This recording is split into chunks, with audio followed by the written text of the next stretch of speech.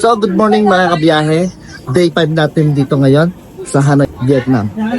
So, samahan nyo kami ngayon ulit mga kabiyahe sa aming mga lugar na pupuntahan. So, i-enjoy natin ngayon itong araw na to dahil bukas uuwi na tayo ng Pilipinas. So, let's go mga kabiyahe. So, ayan mga kabiyahe, makikita nyo dito sa street na dinadaanan ko ngayon. Para siyang talipapa or small na palengke sa atin. Dito kami malapit na kapag hotel. Ito yung hotel namin. So kanina bago kami lumabas sa hotel, kumain muna kami doon kasi meron silang free breakfast. So doon na tayo kumain mga kabiyahe para makatipid din tayo konti.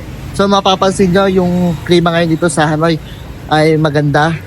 Kaya pinagbigyan tayo ng panahon para mapuntahan natin yung mga ibang spot dito sa Hanoi.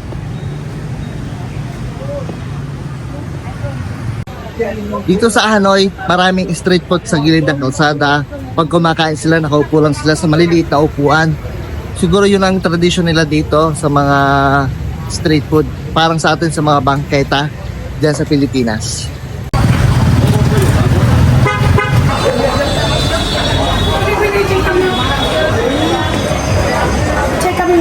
So ayan, hinihintay na lang namin dumaan yung train.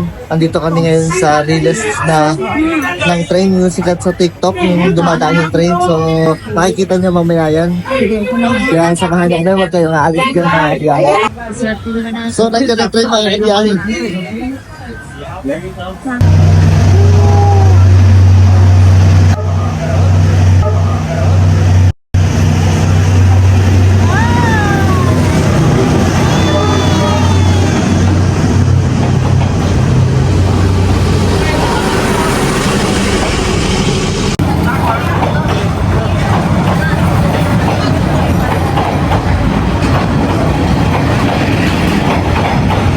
So naswertehan natin yung pagdaan ng train, kararating lang namin dito kanina.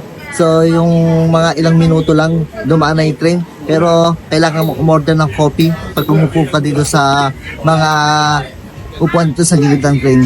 So umorder kami ng coffee, pero sulit naman yung order kasi nakikita mo lang sa TikTok. Kaya mga kabiyahe, kung pupunta kayo dito, ang oras ng punta nyo mga bandang mga 10 AM. So, yun ang daan ng train dito sa Hanoi, Vietnam. Diba kaswerte natin? Ayun, dumating na yung order natin na egg coffee. So, kape muna tayo dito sa Riles ang train mga kapatid.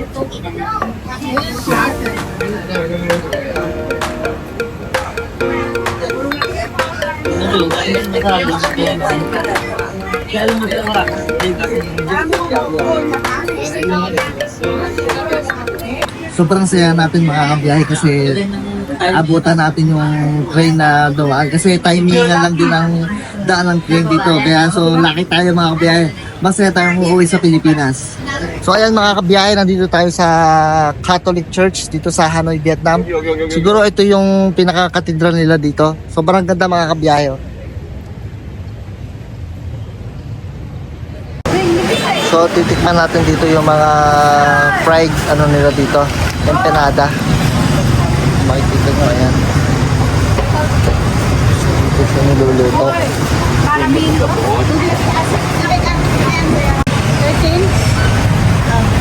13,000 for one. 30.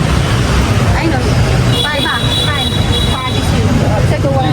Take away, yeah. Chocolate. So ayan, bumili tayo mga kabiyahe ng ganito, chocolate, banana, saka sweet. So ito yung binili natin.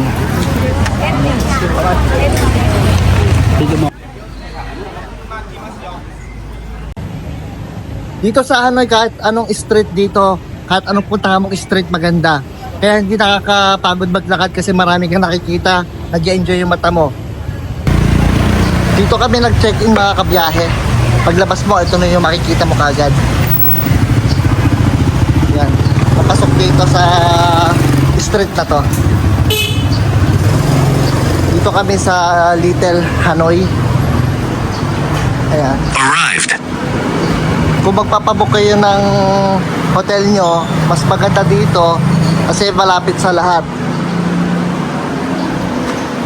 So mga kabiyahe, di na kami lumabas. Nagpag-grab na lang kami ng tanghalian, Jollibee, dito sa Vietnam. Tignan nyo yung kanilang one-piece chicken dito, ganito. Tapos yung spaghetti, ayan. Uwi mo to, okay. Ayan. Nung ulit ng plastic doon, Jollibee Ayan. plastic. Tapos, ano to? Yung french fries nila, ito. ako imported. Jay, wala na kasing plastic. So, titignan natin kung kalasa ng Jollibee sa atin tong Jollibee sa Vietnam. Masarap ba Jollibee sa Vietnam? 8 out of 10, pwede na. Ikaw, Tame, ilang years ka hindi nakakain ng Jollibee? 7. 7 years, so ayan. Kain ka na uli, pero 7 out of 10. hindi katulad sa Pilipinas, pero okay na din, di ba? At least wala siya yung mga spicy na gamit ng mga Vietnamese. Pala sabay chicken. Ha? Medyo. Pero mas masarap sa Pilipinas. Anong lasa niya? Parang ano? Parang kanto fried chicken. Tikman natin yung spaghetti nila. Pilipinas sila dinadamay na preservative.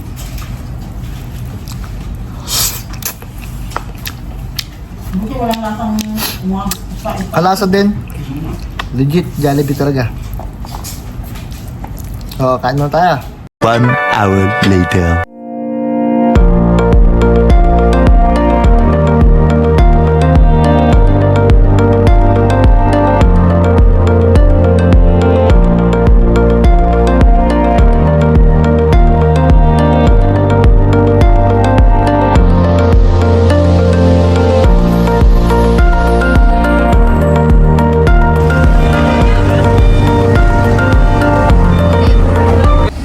So, sasakay kami dito mga kabiyahe sa second floor na bus. Oh, that's 4 hour, right? Yeah. As a has? Oh. Let's go. Can I follow? So, tignan natin yung taas mga kabiyahe. So, ito yung taas ng bus mga kabiyahe. Tignan natin. So, ito siya.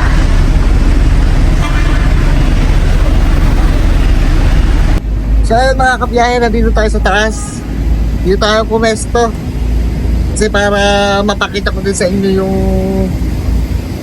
itsura ng mga pupuntahan natin. Kahit painit para sa inyo mga kabiyahe.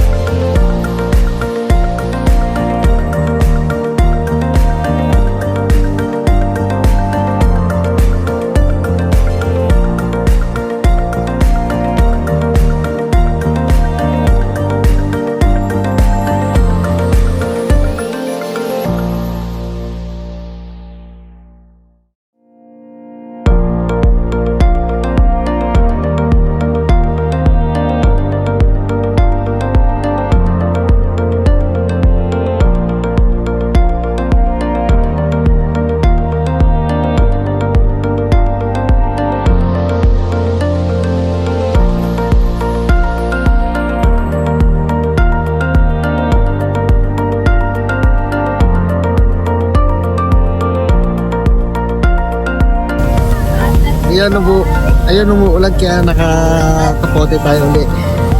Meron naman ditong free kapote dito sa bus kaya goods pa rin.